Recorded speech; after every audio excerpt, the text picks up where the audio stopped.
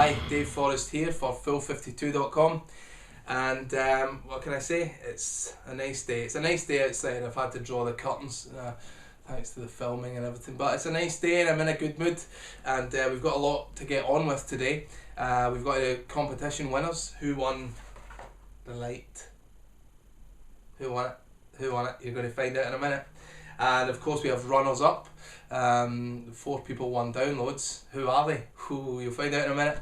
And of course I have to, as I promised, I promised to teach this extremely cool thing where you take a card, spin it in the air, catch it in the other hand. That's quite a cool thing. Right, I'm going to teach you how that's done. And then we have a new competition where you can win nothing in transit. It's a goodie. It's a goodie. And it's quite a rarity. I'll explain that later. And then I want to talk about a F52 exclusive that we have, Alan Rorison's new video notes. You need to check out one of these demos. It's great stuff. And yeah, I think that's all we need to do.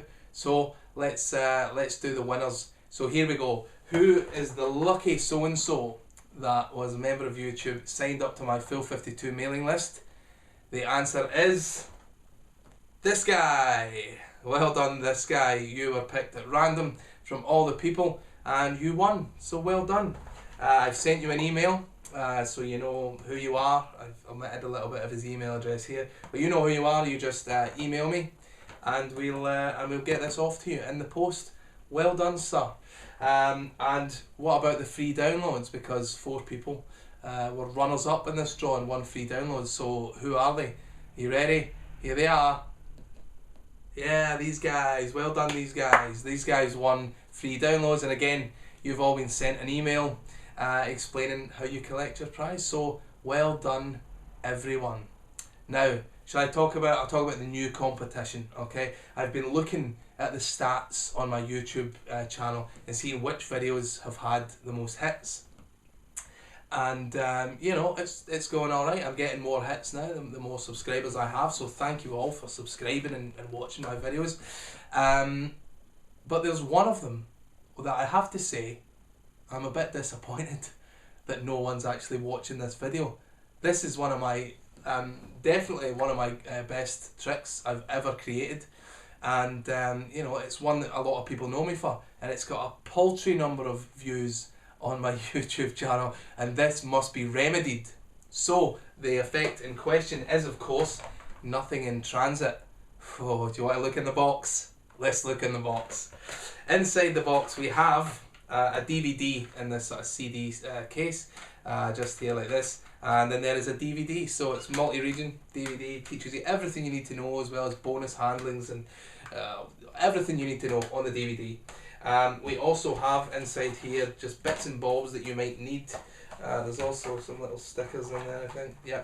And then here they are, the hand constructed gaff cards, which I make myself, every single unit handmade.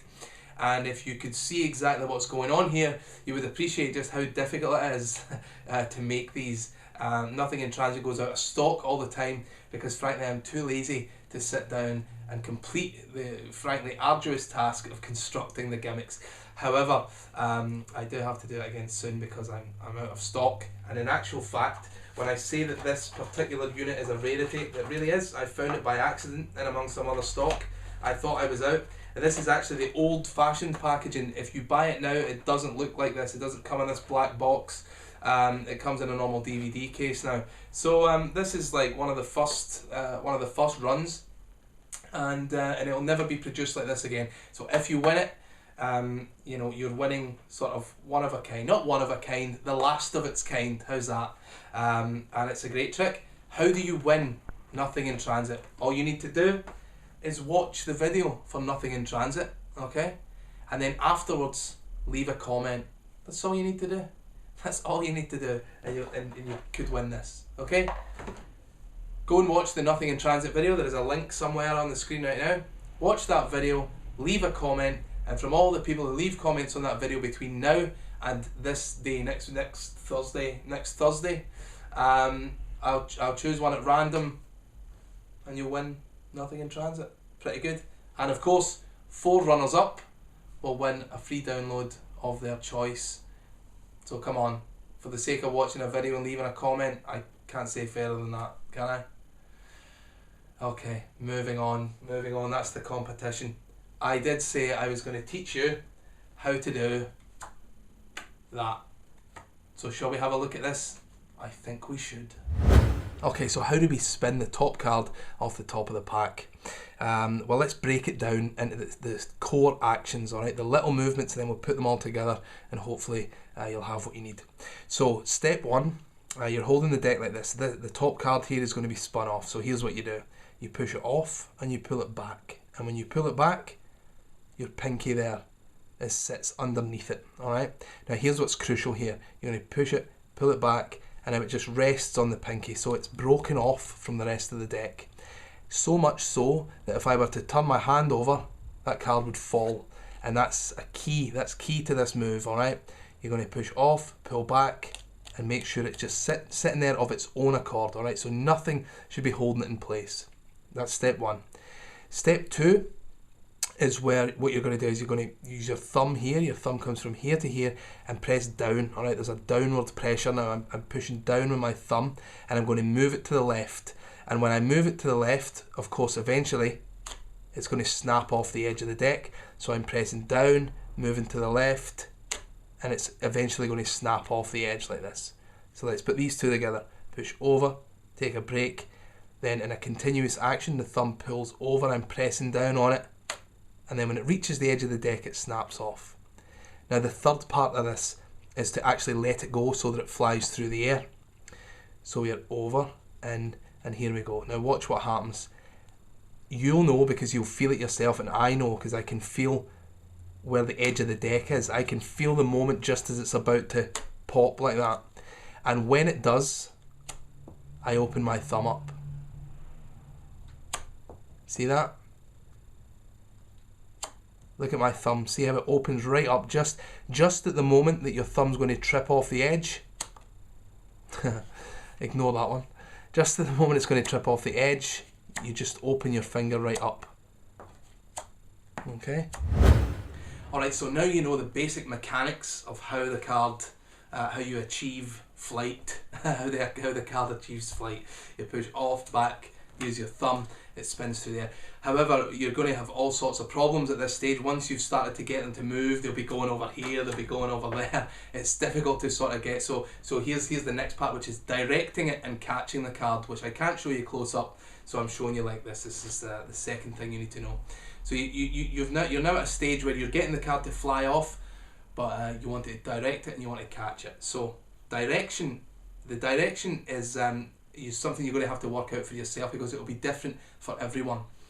And the way you work it out is it's best to hold the deck like this, alright, so that the sort of narrow edge is pointing towards the floor, the backs of the cards are sort of towards you like this, and you sort of want to fire it up the way, alright, so from this type of position, so they're going to go up the way and spin off. But the angle at which you tilt your hand like this, okay, this kind of angle will determine sort of its flight path, if you like. So it's something you're going to have to mess around with. And there's no sort of way to do this in slow motion, so I'll just show you how it is for me. It's about there. Alright?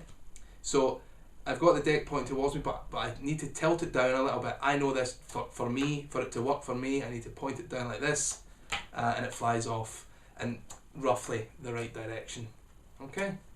Now, it's never going to be in the same spot every time, so you just have to pluck it from wherever it's going to be. Okay?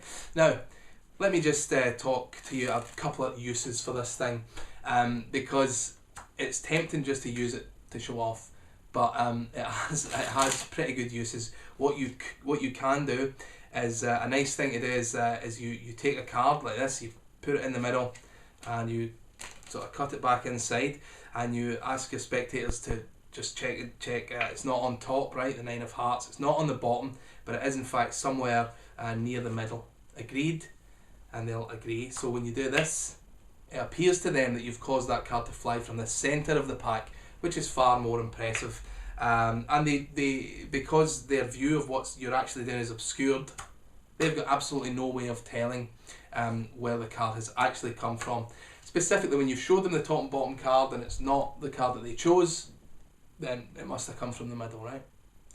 So that's something to bear in mind. There was something else I wanted to say about it, but I've seemed to have forgotten what that was. Yeah, I remembered. The other thing about this is I'm obviously doing a small arc here in front of me, alright, like this, in order that you can see it on the camera. But these can go really quite high. I mean, I've done it in halls and stuff where, I mean, we're talking 20-30 feet in the air, and that's no exaggeration. In order for you to achieve that type of height, you need to add a secondary action, alright, and that is to flick your wrist up the way. Alright, now you can't see where that went, but it went quite high. And it can in fact go higher. 20-30 feet, maybe even 40 feet is not an exaggeration. I've had them going very high. You need to add this flick of the wrist, sharp flick upwards at the exact moment you release it. And also you really need to snap that thumb off. You really need to, so get it down first so that you can make this happen. Then take it outside and try, flick that wrist and really pop the thumb off the edge. You'll see just how high they can go. And I'll tell you, you'll gain an enormous amount of satisfaction from firing it 30 feet in the air and managing to catch it again. It feels great. So so there you go. That is the top card spinny card production thing. One more quick thing. I should learn to shut up, but you can also use it as a one-handed dealing technique. All right, it looks pretty cool if you're like here, and you're just sort of firing them around a card table like this. So obviously you're taking it from a perpendicular position, and now you're sort of lying it flat, and you can just sort of casually, deal them across the table. That you need to imagine a table here. Obviously, that I've not went bananas, and I think there's a table in front of me that I can't see. You need to use your imagination. All right. So that is the top card spinny malarkey.